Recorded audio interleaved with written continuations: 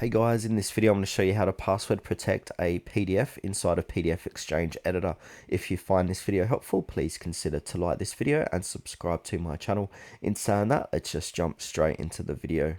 Okay, so the best way to do this is open up PDF XChange Editor and then open up that PDF you'd like to put that password on.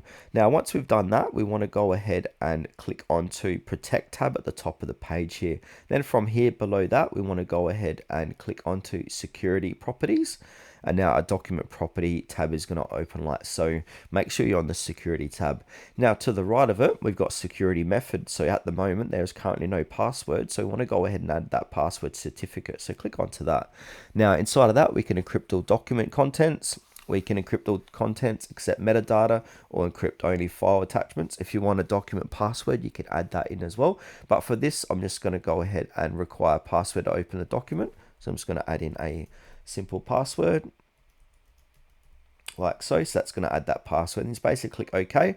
And then once you do that, security settings will not be applied until the document is saved and can be changed until the document is closed. So click on OK, OK again, and I'm just going to exit out of here.